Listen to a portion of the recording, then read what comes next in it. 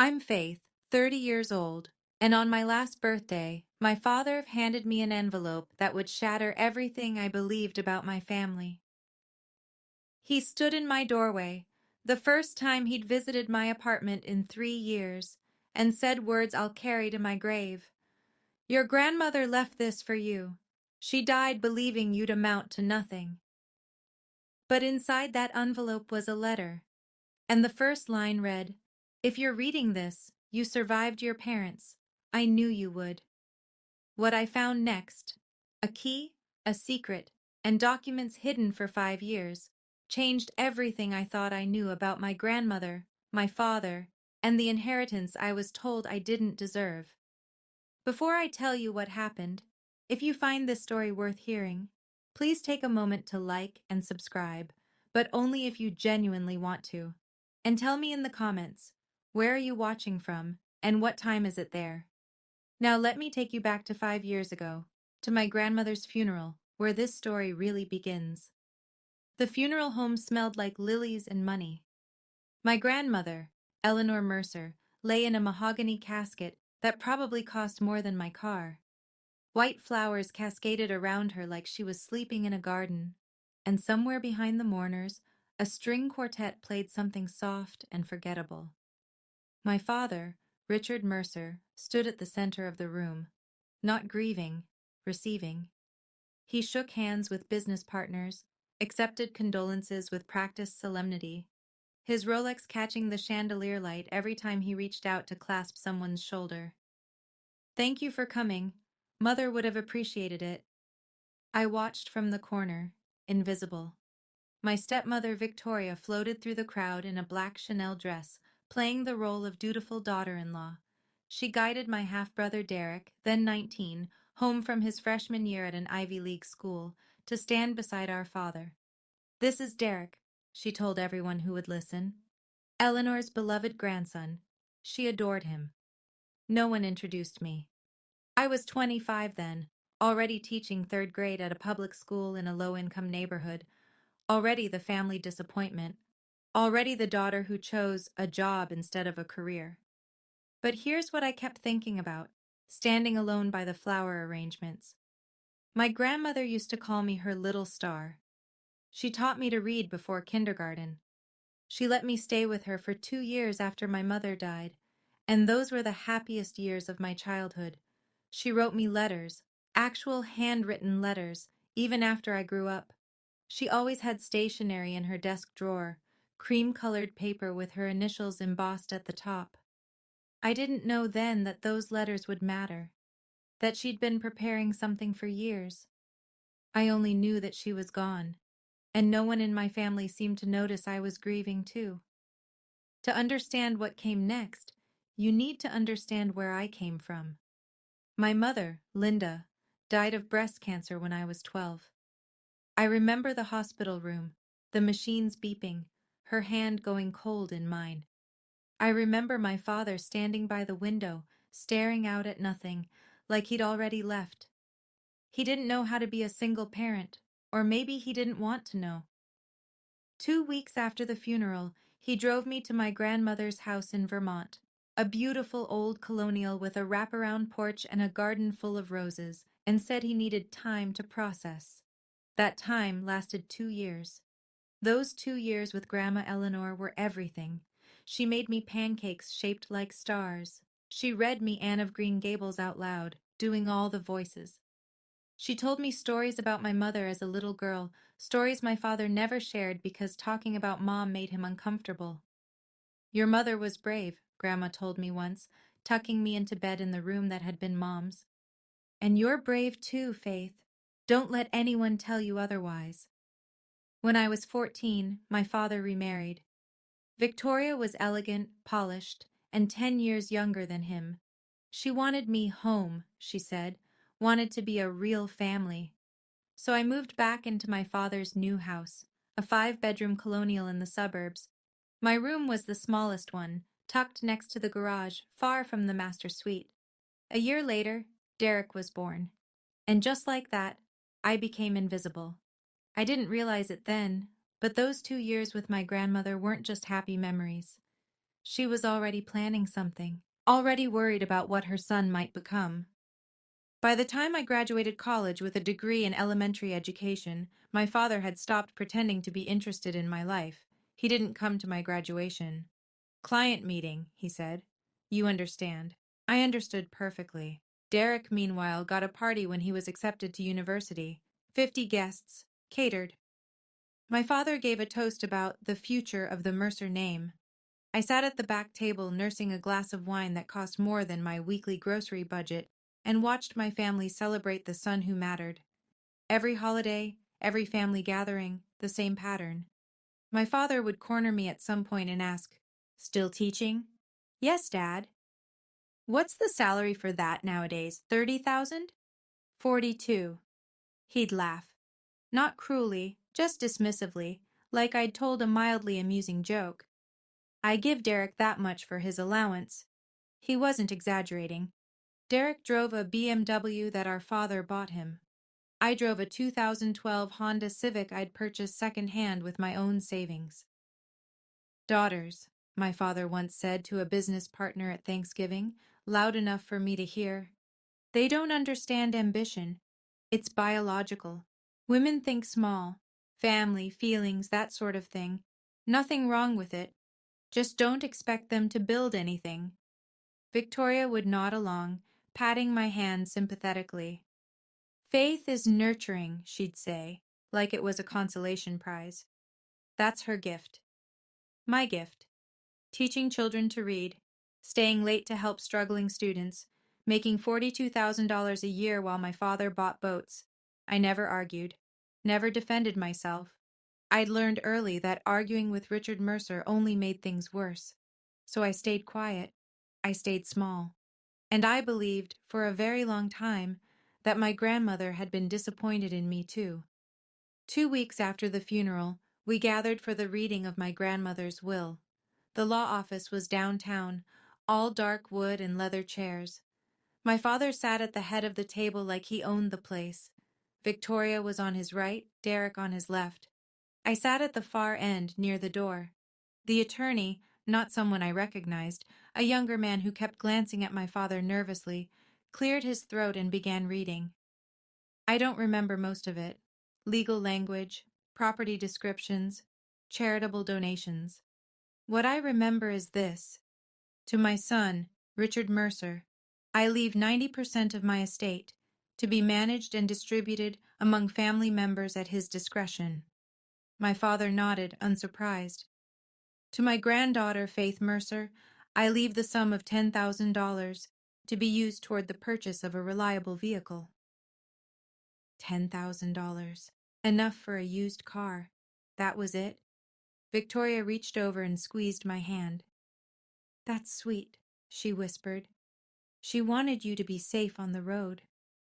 I nodded, unable to speak. Derek didn't even look at me. He was already asking our father about investment strategies for his portion. And my father smiled. Not a happy smile, a satisfied one. "Mother always knew what people deserved," he said. I signed where they told me to sign. I shook hands with the attorney. I walked out of that office believing that my grandmother, the woman who called me her little star, had looked at my life and found it wanting. But something nagged at me. The attorney, he'd hesitated before reading certain sections. His eyes had flickered to my father, then away. I didn't think much of it at the time. I should have. 5 years passed. I kept teaching. I moved into a studio apartment, 400 square feet of independence that I could actually afford. I stopped going to most family gatherings.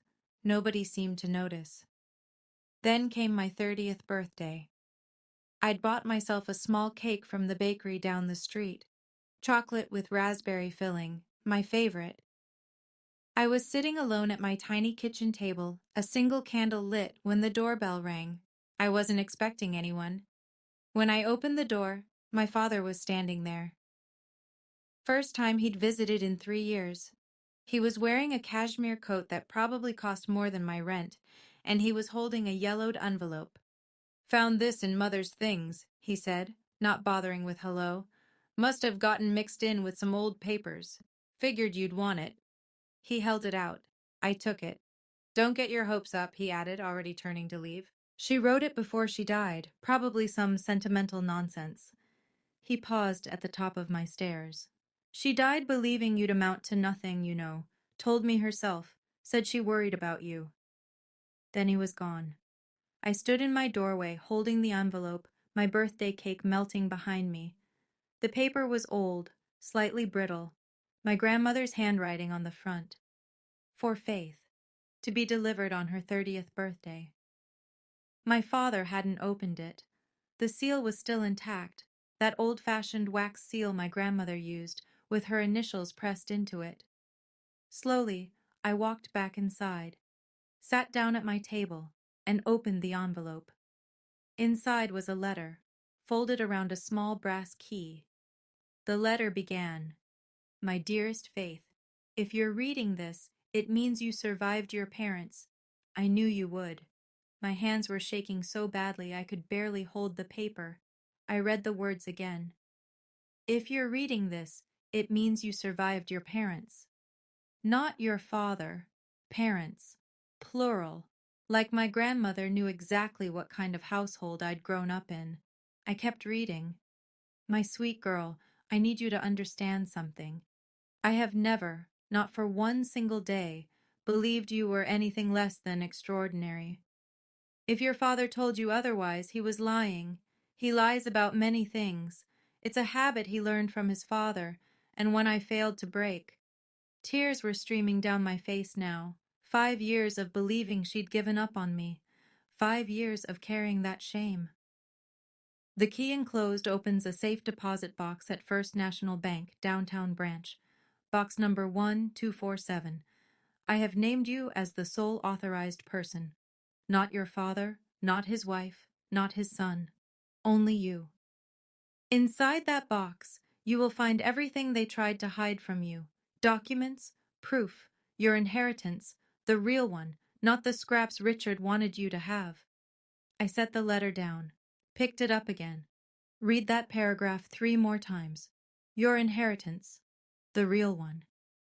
I didn't leave these things with my regular attorney, the letter continued. Richard would have found them. I left them where only you could reach them, when you were old enough to know what to do. There is also a card in the box for Margaret Holloway. She's an old friend, and she knows everything. Call her if you need help.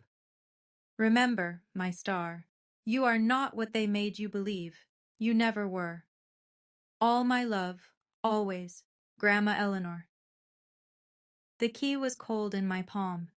Brass, with the number 1247 engraved on it. I didn't sleep that night. The next morning I called in sick to work, the first time in 3 years, and drove downtown. First National Bank was one of those old stone buildings that looked like it had been guarding people's secrets since the Civil War. Marble floors, brass fixtures, the kind of hushed atmosphere where everyone speaks in whispers. I approached the front desk with my driver's license and the key. "I need to access safe deposit box 1247. The clerk, young, professional, slightly bored, typed something into her computer, then stopped, typed again. Her eyebrows rose. "1 moment, please, ma'am. I need to get my manager." 10 minutes later, I was sitting across from Thomas Caldwell, the branch manager. He was in his mid-40s, graying at the temples, with kind eyes behind wire-rimmed glasses. "Miss Mercer," he said, studying his screen. "This box was opened by Eleanor Mercer in 2019, and you were added as the sole authorized accessor at that time. No one else," he emphasized those words carefully, "has permission to open it. Several inquiries have been made over the years, but we've followed Mrs. Mercer's instructions precisely." "Inquiries?" I asked.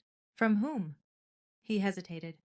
"I'm not at liberty to say, but your grandmother was very specific. She told me personally, 'If anyone else asks, including my son, tell them there's nothing here.'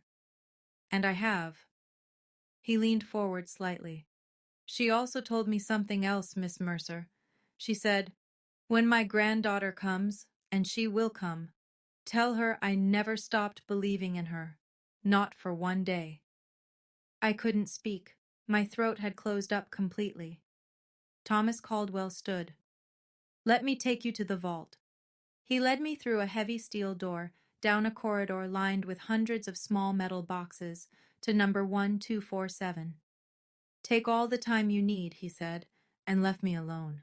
The box was larger than I expected.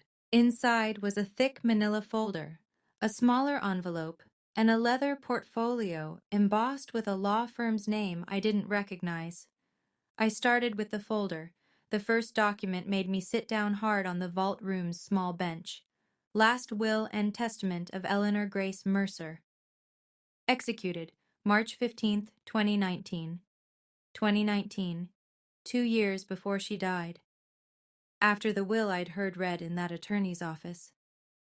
I scanned the pages, legal language swimming before my eyes until I found the key paragraphs. To my granddaughter, Faith Eleanor Mercer, I bequeath the following.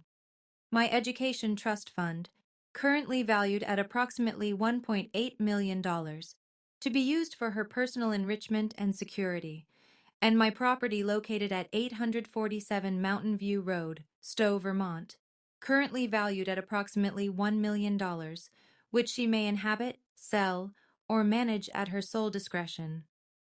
$2.8 million. The property in Vermont.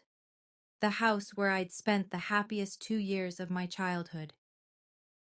I kept reading. To my son, Richard Mercer, I leave the sum of $50,000 and my sincere hope that he will one day understand that family is not a business to be managed, but a garden to be tended. 50,000, not 90%. $50,000. The will was signed, witnessed, and notarized. Official, legal, real. There was more in the folder. Bank statements showing the trust fund balance. The deed to the Vermont property, still in my grandmother's name, never sold as my father had claimed, and transfer records showing that someone had been withdrawing money from the trust. Hundreds of thousands of dollars, starting exactly when Derek enrolled at Wharton. I laid out the bank statements on the vault room bench like evidence at a crime scene. The pattern was unmistakable. September 2022, $85,000 withdrawn. Derek's first year at Wharton, September 2023, $82,000 withdrawn. Second year, May 2024, $150,000 withdrawn, noted as business investment. Mercer Properties, LLC. Total, $317,000 from my trust fund, money my grandmother left specifically for me. And that wasn't counting the Vermont house, which my father had told everyone was sold to cover estate taxes. The deed in my hand said otherwise. The property was still there, still titled to Eleanor Mercer, still mine. I sat in that vault room for almost an hour, reading and rereading. My hands had stopped shaking. Something else had replaced the shock, something cold and clear. Derek's MBA, his prestigious degree, his networking events, his future CEO trajectory. All of it paid for with my inheritance. My father's expansion of his real estate business, funded by money that was supposed to be my security, and they'd done it while telling me my grandmother was disappointed in me, while making me believe I deserved nothing. At the bottom of the folder, I found a handwritten note from my grandmother. Faith, I know what you're feeling right now, betrayed, furious, perhaps even broken. But you're not broken, my star. You never were. I didn't leave you defenseless. Read everything, call Margaret, and remember, the truth has a way of finding the light. Sometimes it just needs a little help. I packed everything back into the folder, tucked it under my arm, and walked out of that vault. The Faith who went in was a woman who believed she'd been forgotten. The Faith who came out knew she'd been robbed, and she was going to get it all back. Margaret Holloway answered on the second ring. Miss Mercer? Not a question. Like she'd been waiting for this call for years. Your grandmother told me you'd reach out eventually. I just wasn't sure when. Margaret's office was in a converted brownstone on a tree-lined street, the kind of place that whispered old money and discretion. She met me at the door herself, a silver-haired woman in her early 70s with sharp eyes and a handshake that meant business.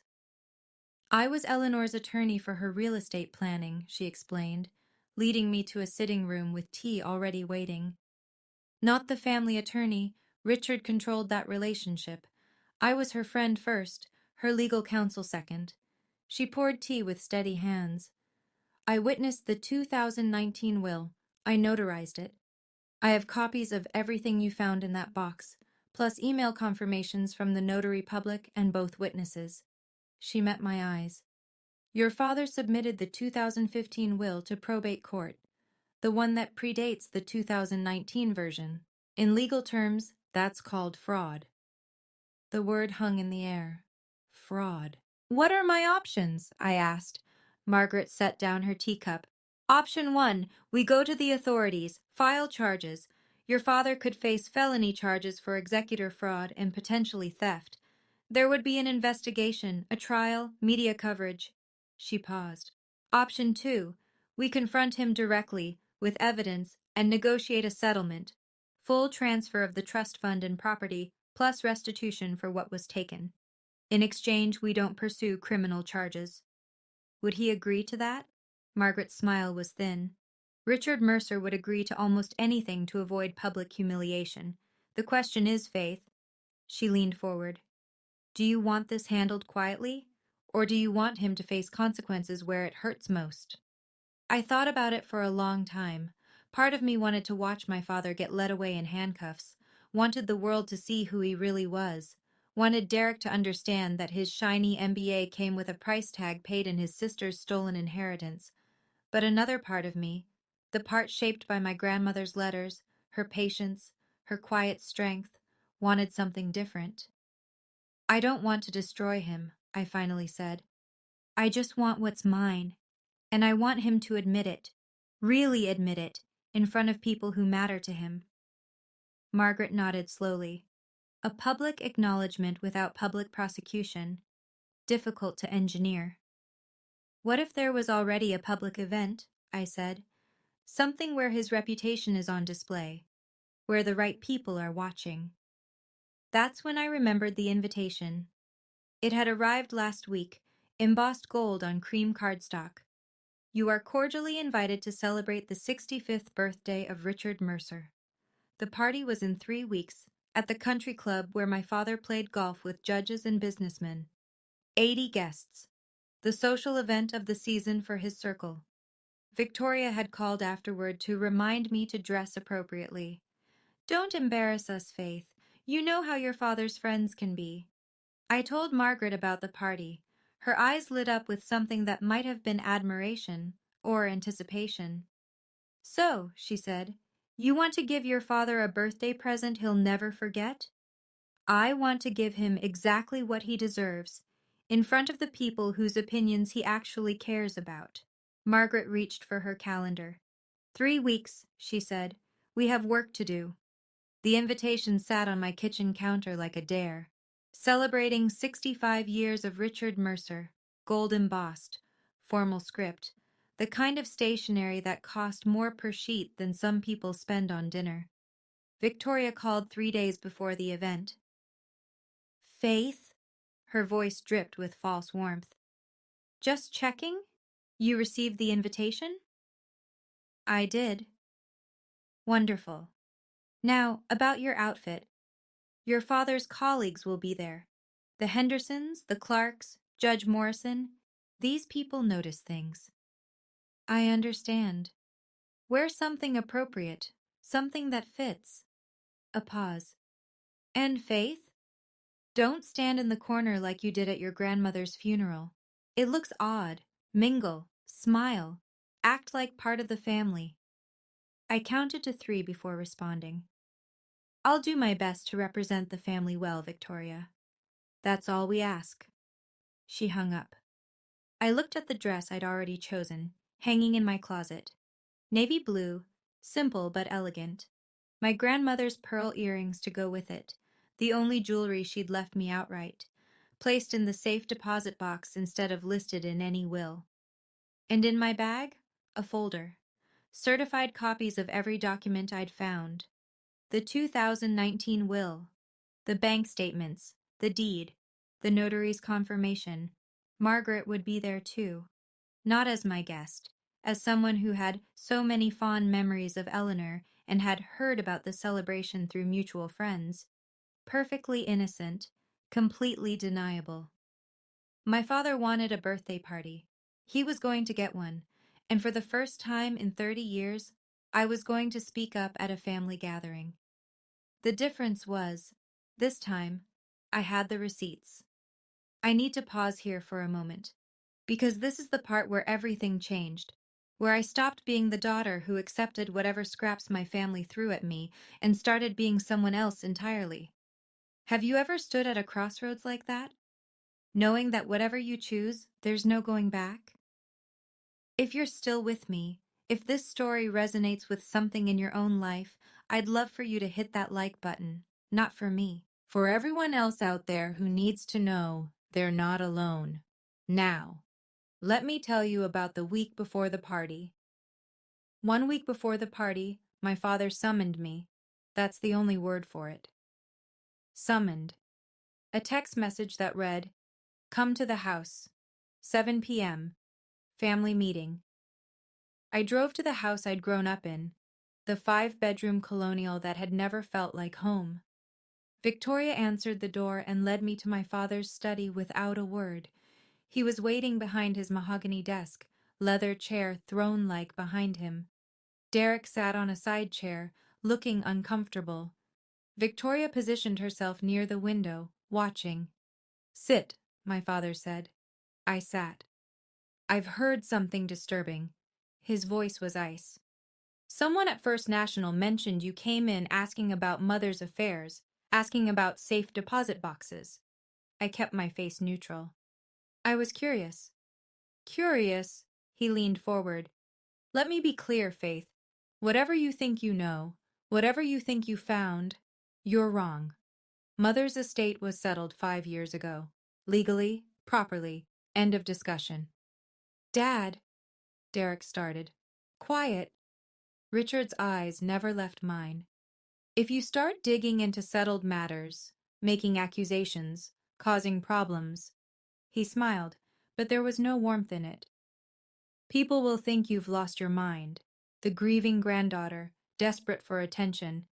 Mental illness runs in families, you know. Your mother had her struggles." I felt the words like a slap.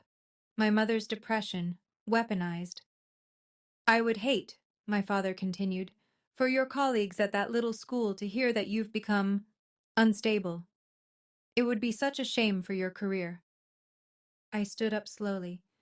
"Thank you for your concern, Dad. I'll see you at your birthday party." I walked out without looking back. In my car, I let myself shake for exactly 1 minute. Then I drove home, pulled out my phone, and texted Margaret. "He's scared. That means we're right."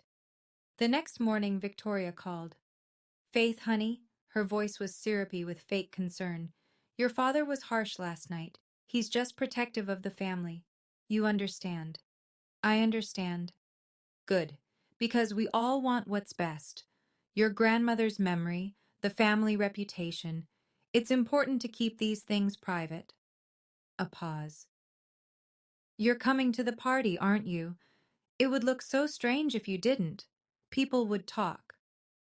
"I'll be there." "Perfect." She sounded relieved. "And Faith, maybe we could have lunch afterward.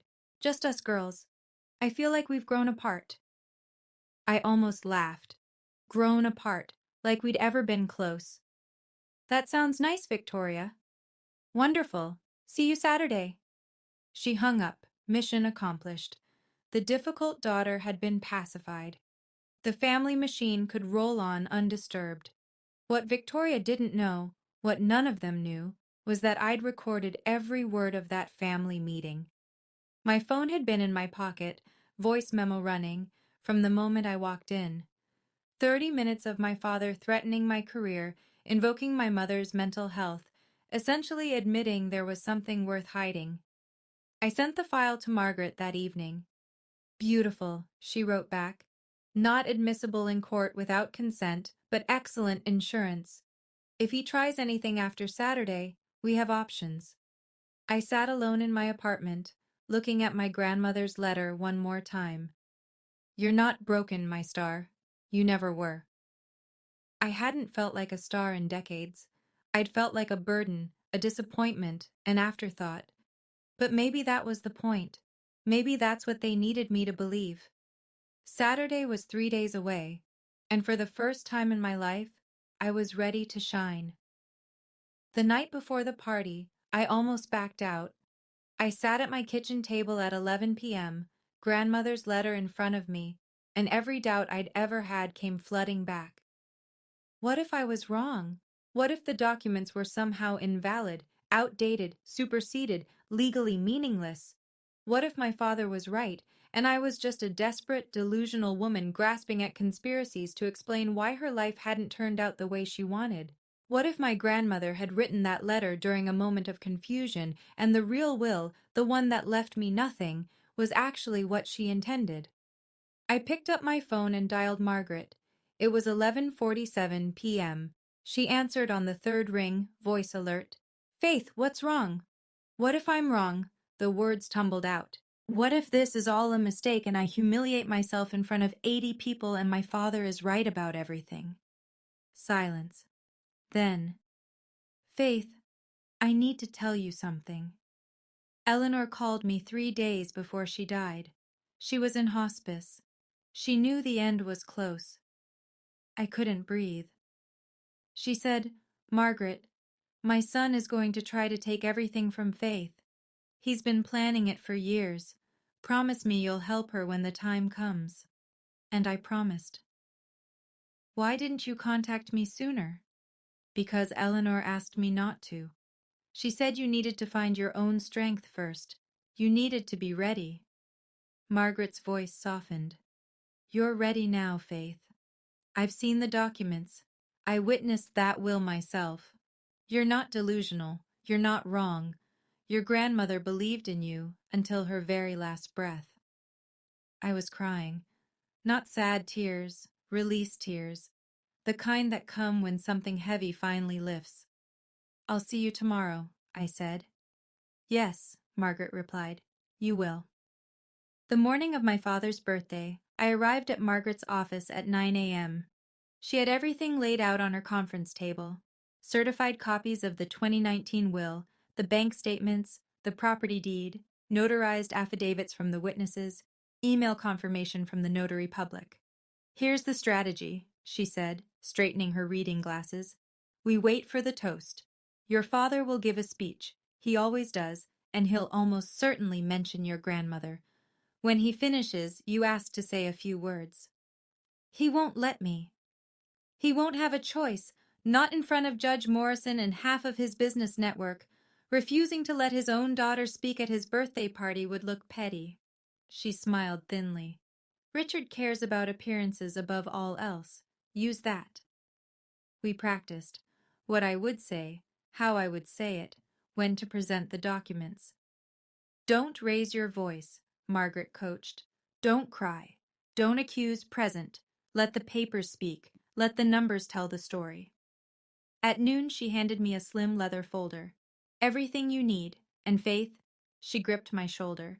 If Richard tries to have you removed, I'll be there. The notary will be there. I invited her as my +1. The witnesses to your grandmother's will, both attending. You're not alone. I stared at her. How did you manage that? Your grandmother had friends, Faith. Real friends. People who knew what Richard was capable of and were waiting for the day someone finally called him on it. Her eyes were fierce. Eleanor planned this. All of it. She just needed you to be brave enough to see it through. I tucked the folder into my bag. I was ready. The Westbrook Country Club looked like something out of a magazine spread. Crystal chandeliers cast warm light over white-clothed tables. A jazz quartet played softly near the bar. Through the floor-to-ceiling windows, the golf course stretched green and perfect into the evening mist. 80 guests milled about with champagne flutes, their designer clothes and easy laughter marking them as people who'd never worried about a bill in their lives. My father stood at the center of it all, accepting birthday wishes like a king receiving tribute. His Hermes tie was perfectly knotted. His smile was perfectly calibrated. Every inch the successful self-made man. Built everything from nothing, I heard him tell a cluster of admirers. No handouts, no help, just hard work and vision. I found a spot near the edge of the room. Margaret had already arrived, seated at a table with two women I didn't recognize. The witnesses to my grandmother's will, I realized. The notary was there too, a small woman in her 60s with a calm, observant face. Derek spotted me and waved half-heartedly. Victoria glided over, Chanel suit immaculate, Cartier bracelet glinting. "Faith, you came." Her tone suggested she'd half-hoped I wouldn't. "You look nice." "Thank you, Victoria." "Your father's about to give his toast. Try to look supportive." She swept away. I watched my father take the microphone from the band leader, tapping it twice to get everyone's attention. The room quieted. 65 years, he began, voice warm with practiced charm. 65 years of building, growing, and, yes, making a few mistakes along the way. Polite laughter. My hand drifted to the folder in my bag. "Let him finish," Margaret had said. "Let him say what he wants to say. It will make the contrast that much sharper." So I waited. My father held the room like a conductor holding an orchestra. "When I was young, I had nothing," he continued, champagne flute raised. "My father worked himself to the bone just to keep food on the table. I learned early that if you want something in this world, you have to take it. Nobody hands you anything." Victoria nodded admiringly from her seat. Derek beamed. "But I also had my mother." His voice softened. "Eleanor Mercer, the strongest woman I ever knew. She taught me discipline. She taught me that family is everything, that our legacy is what we build and who we build it for." I felt my jaw tighten. Mother passed 5 years ago, but her spirit lives on in this family, in the values she instilled, in the future she helped me create. He turned to look at Derek, and especially in my son Derek, the next generation of Mercers. Mother always said she couldn't wait to see what he'd accomplish. The room applauded. Derek ducked his head modestly. Her legacy, her values, her spirit. My father raised his glass higher. "So tonight, I want to thank everyone who's been part of this journey. My beautiful wife, Victoria, who's supported me through everything. My son, Derek, who makes me proud every single day. And," a pause, a glance in my direction, "my daughter, Faith, who's found her own quiet path in life." More applause. A few people looked at me with vague, sympathetic smiles. Quiet path. Even at his birthday toast, he couldn't resist the dig. "To 65 years," he concluded, "and to the legacy of Eleanor Mercer, carried forward by those who truly understood her." The room drank. I stood. "Dad," I called out, my voice steady, "may I say a few words about Grandma?" 80 faces turned toward me. My father's smile didn't waver, but his eyes went cold. He couldn't refuse. Not here. Not with Judge Morrison watching, with business partners lifting curious eyebrows, with Victoria's carefully managed social circle waiting to see what the quiet daughter had to say. "Of course, Faith." He gestured toward the microphone like he was doing me a favor. "Family should always speak at these occasions."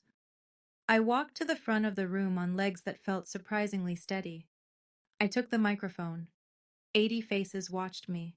Curious, bored, mildly interested. My father stood to the side, champagne still in hand, already preparing to cut me off if I took too long. "Thank you, Dad," I smiled. "And happy birthday." Polite applause. My grandmother, Eleanor Mercer, was the most important person in my life. I let that sink in. She raised me for 2 years after my mother died. She taught me to read, to cook, to love stories. She called me her little star. I opened my bag. She also taught me to keep careful records. Something shifted in the room. My father's smile flickered. I recently came into possession of some documents my grandmother left specifically for me. I pulled out the folder, including her last will and testament, executed on March 15th, 2019. Notarized, witnessed, and legally binding. Complete silence. According to this will, I was meant to inherit approximately $2.8 million, a trust fund, and a property in Vermont, not the $10,000 I actually received. Someone gasped. My father stepped forward. Faith, this isn't the time. The will submitted to probate court was dated 2015. I kept my voice calm, professional, exactly as Margaret had coached. 4 years older than this one. Would you like to explain that, Dad, to all these people who know what document fraud means? The room erupted in murmurs. Richard Mercer's face had gone from controlled to ashen in about 3 seconds. Victoria was gripping her champagne flute so hard I thought it might shatter. Derek just looked confused, like someone had switched the channel on his life without warning. Faith, my father's voice was tight. You're clearly upset. This isn't the place to discuss family matters. I think it's exactly the place. I pulled out the bank statements. These show that over $300,000 was withdrawn from my trust fund in the past 3 years. The timing corresponds exactly to Derek's tuition at Wharton. More gasps. A woman I didn't recognize set down her champagne and pulled out her phone. Derek stood up. That's insane. My tuition was paid by the family, by Dad, by my inheritance. I kept my eyes on my father. The inheritance you told me I didn't deserve. The inheritance you said Grandma wanted you to manage because she was disappointed in me. She was disappointed. My father's composure finally cracked. She was a confused old woman at the end. She didn't know what she was signing. Richard, a woman's voice, calm and authoritative. Margaret Holloway stood up from her table in the back. I was Eleanor's attorney. I witnessed that will. She was in full command of her faculties. Would you like me to testify to that under oath? Every head in the room swiveled between Margaret and Richard. Who the hell invited you? My father snarled. Your mother was my friend for 50 years.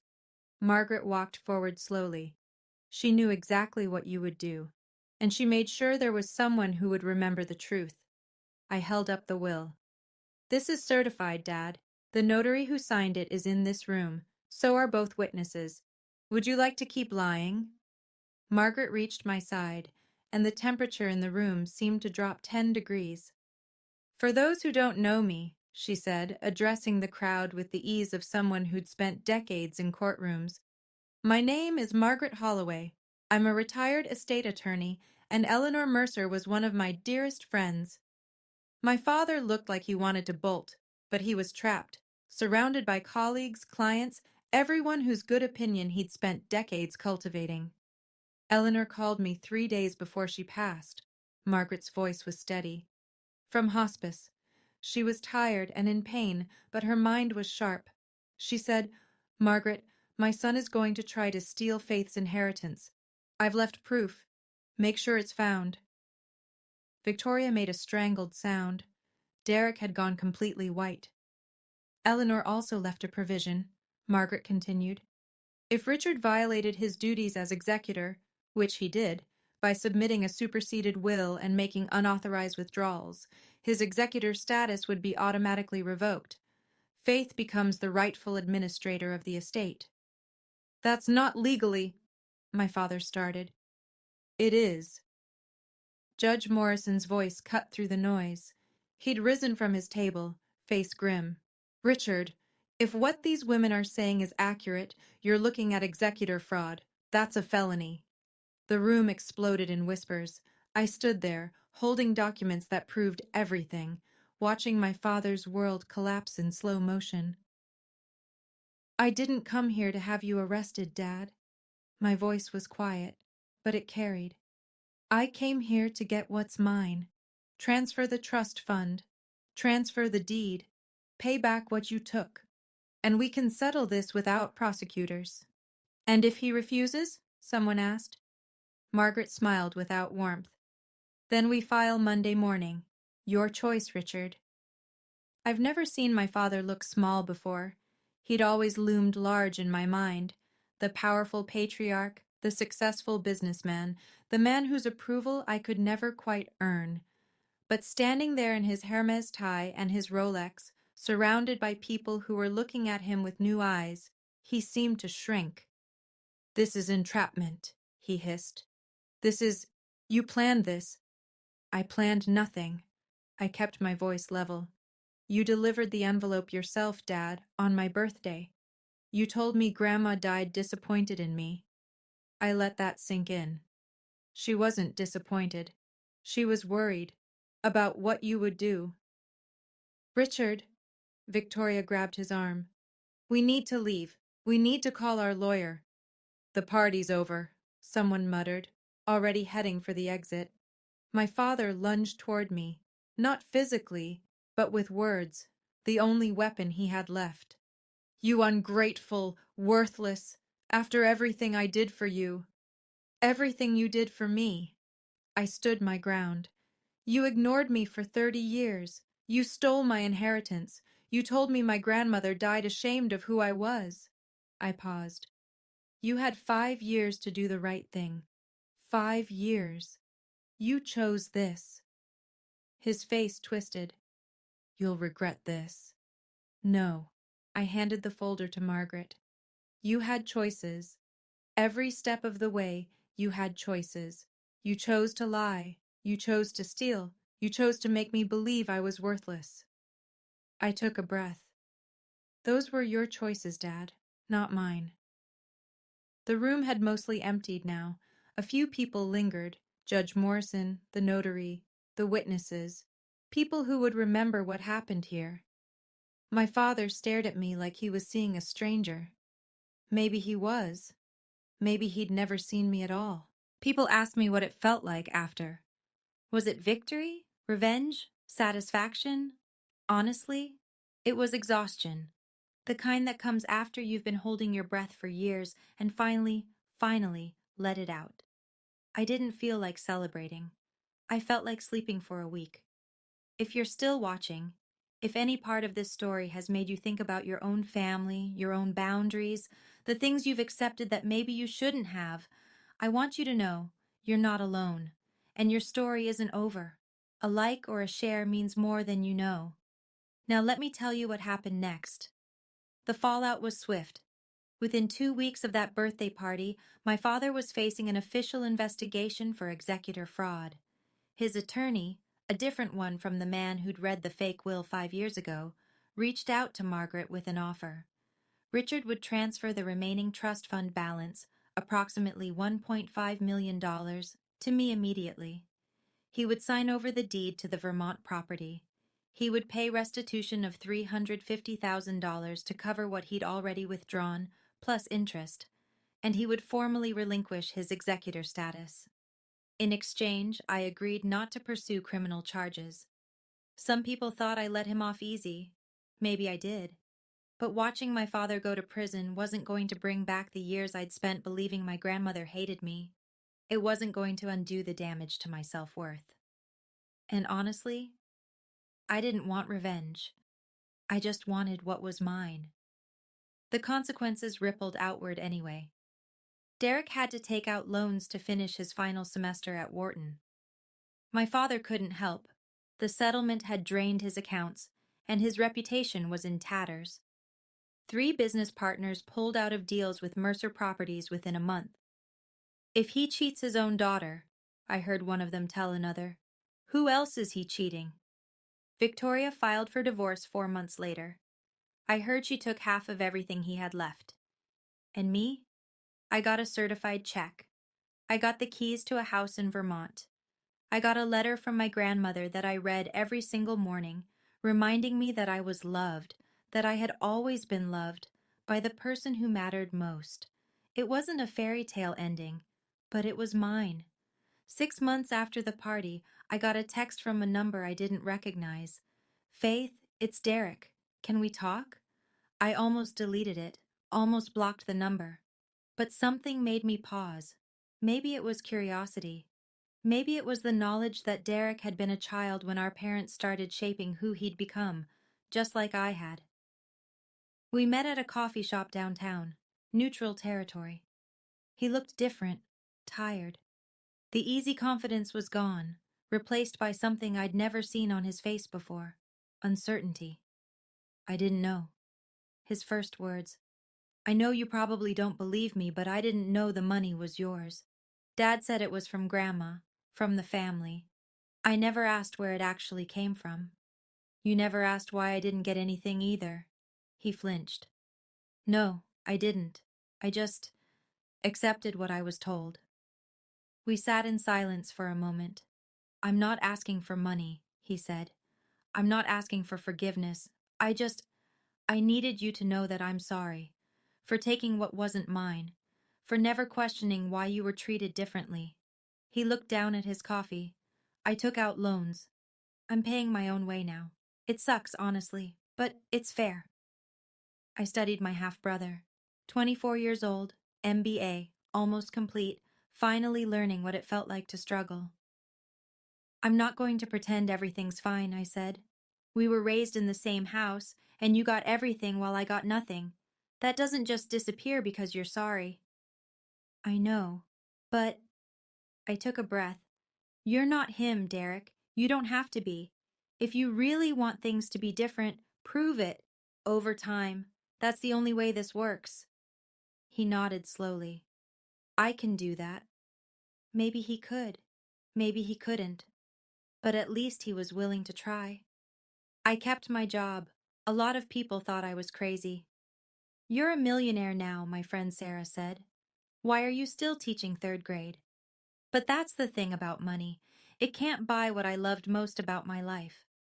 The moment a kid finally sounds out a difficult word, the light in their eyes when a math problem suddenly makes sense, the drawings they make for me that I keep in a folder at home, years and years of stick figures and best teacher hearts. My grandmother understood that. She left me the money because she wanted me to have choices, not because she thought I was making wrong ones. So I stayed. I teach at the same school, the same kids who need someone who believes in them. But now, I do it without the constant stress of living paycheck to paycheck. I do it knowing that if I want to take a summer to travel or need time off for my health, I can. I used part of the trust to set up a scholarship fund, the Eleanor Mercer Education Fund. Every year, it helps 3 kids from my school's district afford college. Kids who remind me of who I used to be. Kids whose families tell them they'll never amount to anything. The Vermont house I kept. I go there every summer now, and some weekends when I need to remember what it felt like to be loved unconditionally. I sit on the porch where Grandma taught me to read, and I talk to her sometimes, out loud, just updating her on my life. I put her picture on my desk at home, right next to the letter she left me. She believed in me when no one else did. I carry that with me every single day. I don't talk to my father anymore. After the settlement, he sent exactly one message, through his lawyer, of course. It said I had torn the family apart, and that he hoped I was satisfied with the destruction I'd caused. I didn't respond. Here's what I know about his life now, mostly from Derek. The business survived, but barely. He had to sell the 5-bedroom house and move into a condo. The country club memberships lapsed. The invitations to galas and golf tournaments stopped coming. Nobody wants to be associated with a man who stole from his own daughter. Victoria remarried less than a year after the divorce. Some real estate developer from Connecticut. I hear she's happy. I don't particularly care. And Richard? He's still alive, still working, still, I'm sure, telling himself that he did nothing wrong and his daughter is the villain of this story. I used to want him to apologize, to acknowledge what he'd done, what he'd taken, who he'd tried to make me believe I was. But I've learned something in the last year. Some people never apologize. They can't. Admitting fault would mean admitting their whole worldview is wrong, and they'd rather burn everything down than do that. So I stopped waiting. I don't wish him ill. I don't wish him well. He's just not part of my story anymore. A character who had his scenes and exited. The energy I used to spend hoping he'd change, I now spend on people who actually deserve it. That's what boundaries are, I've learned. Not walls, not punishment, just a clear line between what's yours and what's someone else's. And finally, knowing which side you're standing on. If you've made it this far, I want to leave you with a few things I've learned. First, the people who love you most will sometimes protect you in ways you can't see.